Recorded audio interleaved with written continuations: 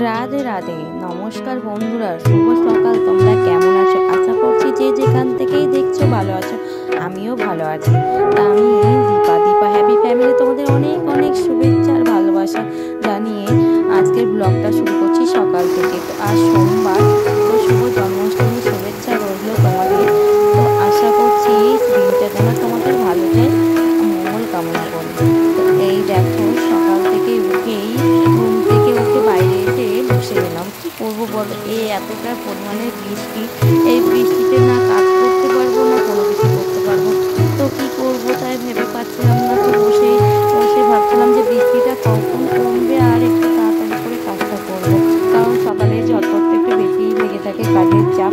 তো বৃষ্টিটা কোনো মতো কমলো, তো তাড়াতাড়ি করে বাসন মাজার সাবানটা নিয়ে চলে আসলাম বারান্দায়। আর পিটির পিটির করে বৃষ্টি পড়ছে, ওর জন্য ধরো বারান্দায় নিয়ে চলে আসলাম, কারণ ভিজে গেলে তো আরও অসুবিধা হবে। কারণ দুদিন আগে বৃষ্টিতে ভেজার থেকেও বড়টা হয়েছিল, কারণ 3বার স্নান করেছিলাম। রাত্রি 8টার সময় স্নান করেছি, আবার ধরো দুপুরে করেছিলাম, সকালে করেছিলাম। ওই ঠান্ডা একটু লেগেই আছে, ওর জন্য আর স্নান করলাম না। তো এই দেখো ঝটপট করে বাসনগুলো মেজে নিলাম, আর বাদবাকি কাজ ধরো আমার মা মানে শাশুড়ি মা যা করেছিল। আর তারপরে আমি ব্রাশ করে নিচ্ছি, আমি রান্নার ঘরে চলে যাবো। আমার রান্নার কাজটাই বেশি থাকে সকালে। তো এই দেখো স্নান করতে চলে গেছিলাম। তো স্নান করে এসেই দেখছি মেয়ে বই নিয়ে বসেছিল। তো মেয়েকে বইটা এখন ভুল করছিল, তাই ওকে ঠিক করিয়ে দিলাম।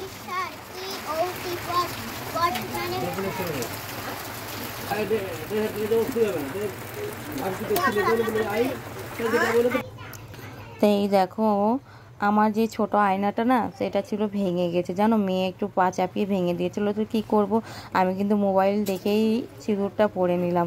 তো মোবাইল দেখে সিঁদুরটা পরে নেওয়ার পরেই ঠাকুরকে পুজোটা দিয়ে দিচ্ছি ঝটপট করে। তো প্রণামটা সেরেই ফেললাম তো শুভ জন্মাষ্টমীর জন্য। তো এই দেখো, বেশি কিছু দিতে পারিনি, ঘরে যা ছিল ফল সেটুকুই দিলাম, সেই দিয়ে পুজো করে নিলাম। তো রান্নাঘরে চলে এসেছি। তো মা দেখলাম বাজার থেকে মানে পাশের দোকান থেকে বাজার করে নিয়ে চলে এসেছিলো। তো আর এদিকে আমি তোমার দাদার মানে আমার বরের খাবার বসিয়ে দিয়েছিলাম। তো দেখতেই পাচ্ছ সবাই বারান্দার মধ্যেই বাসন মাজছে, কারণ কল পরে মানে বৃষ্টি পড়ে আর গাছে টোপানি জল, তো আরও গাটা ভিজে যায়। আর স্নান করার পর ভিজে গেলে আর ভালো লাগে না জানো। তো কি করব, তার জন্য বারান্দার মধ্যেই বাসনগুলো মেজে নিই। তো সকালকার খাবারগুলো দিয়ে দিয়েছি, তারা ঝটপট করে খেয়ে নিয়েছে। দিয়ে আর সঙ্গে সঙ্গেই দুপুরের খাবারগুলো রেডি করার জন্য চলে এসেছিলাম।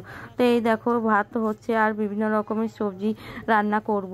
তো এদিকে দেখতে পাচ্ছিলাম যে আমার একটা মানে বাড়ির সবাই তাল ঘষাঘষি চলছে। দেখো তো কি সুন্দর করে তাল ঘষে নিচ্ছে ছোট্ট দেওয়ারে।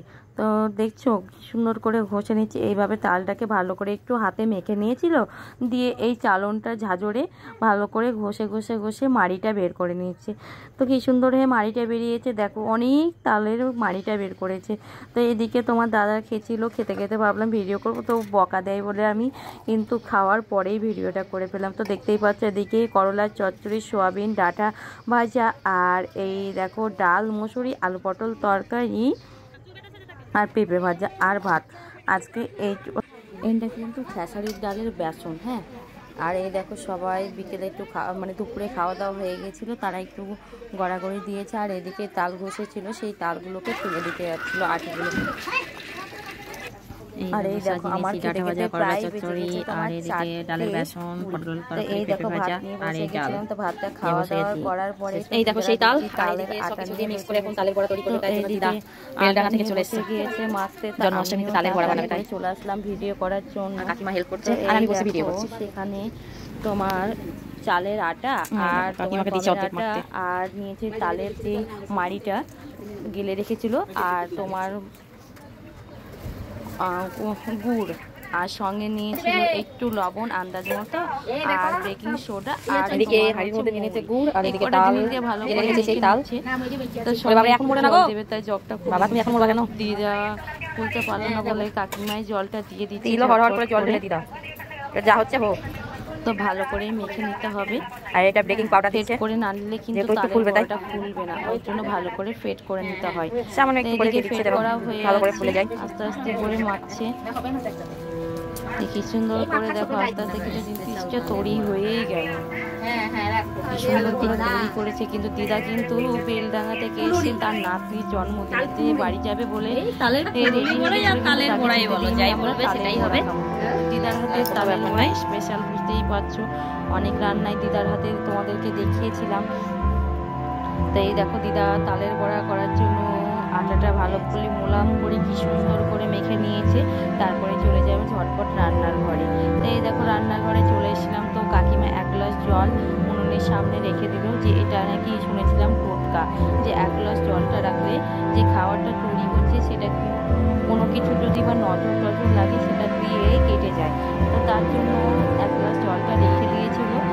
আর এই কড়াইয়ের মধ্যে অর্ধেক তেল বেশি করে দিয়ে দেবে, যাতে বড়াগুলো তাড়াতাড়ি ফুলে ফুলে মানে ওঠে। আর অল্প তেল দিলে তো সেটা ফুলবে না, গায়ে চিটা চিটা হয়ে লেগে যাবে। তার জন্য বেশি করে তেলটা দিয়ে দিচ্ছে। গরম হয়ে গেছে আর ছোট ছোট সাইজের তোমার বড়া তৈরি করতে শুরু করে দিয়েছে। কি সুন্দর লাগছে না বড়াগুলো দিতে দিতেই, যেন আপন মনে ফুলে উঠছে কি সুন্দর হয়ে। আর এদিকে মা কিন্তু খোলা চাপিয়ে দিয়েছে রুটি করবে বলে। আর আমার বিকেলের কাজ কি বলতো, একটু সবাই কি করছে সেটা ভিডিও করা আর একটু সময় কাটানো। কারণ রান্না করতে করতে একটু বেলা হয়ে যায়, তো খেতে খেতে আরও বেলা হয়ে যায়। ওর জন্য ধরো আমি আর করি না, তখন আমার শাশুড়ি মাই করে রুটিটা। এই দেখো কি সুন্দর বড়াগুলো দেওয়া মাত্রেই ফুলে যাচ্ছে, দেখতেই সুন্দর লাগছে। আস্তে আস্তে যেন কালার নিতে শুরু করেছে। তার